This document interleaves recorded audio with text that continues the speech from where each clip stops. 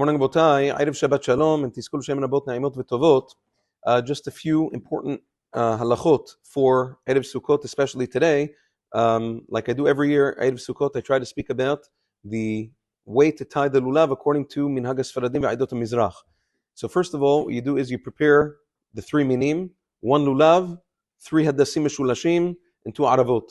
Some people take many Hadassim, that's mutar, but according to Maran HaShulchan Aruch and Siman Tafresh Nun Aleph, no more than three hadassim avot, three hadassim shulashim should be taken. That's what he says. That's for the medakdekim. Those are scrupulous with mitzvah observance. You take the lulav with the spine facing up. The spine is the dark green line that goes up the middle of the lulav. You put it on the table with the spine facing up.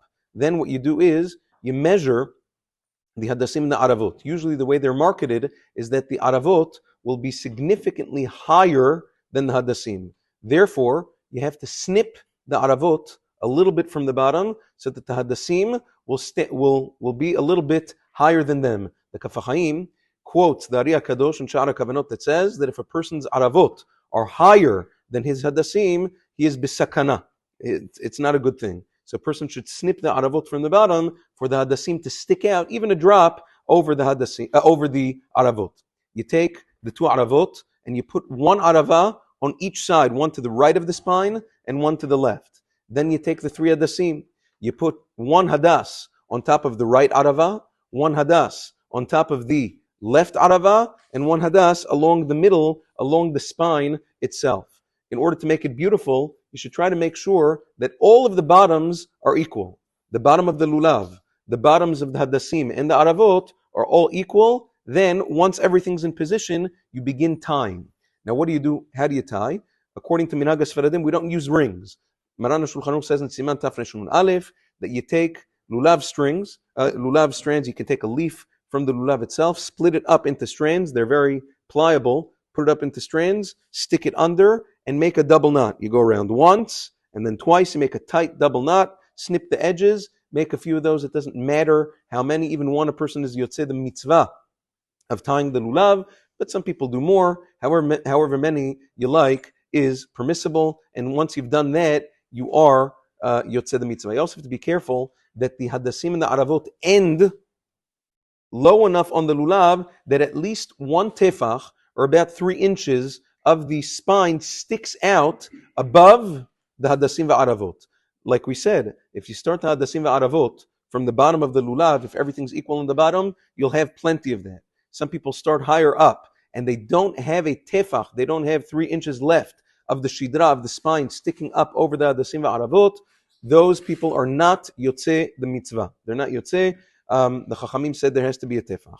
So that is with regards to tying the lulav. Obviously, tomorrow, the lulav is muktzeh. Tomorrow Shabbat, we don't take the lulav. We'll take it for the first time on Sunday morning, and we'll also make a birkat, Shechianu, when we take it for the first time on second day of Yom Tov, Sunday morning. Now, that's with regards to tying the lulav. This evening is the first night of Sukkot. We pray to HaKadosh Baruch Hu that the rain stops, so we have the zechut to sit and be mekayim the mitzvah ta'aseh min Torah of eating bread in the sukkah on the first night of Sukkot. So we hope and pray that that happens. But we have to be prepared if HaKadosh Baruch Hu doesn't want to give us that zechut to know what to do.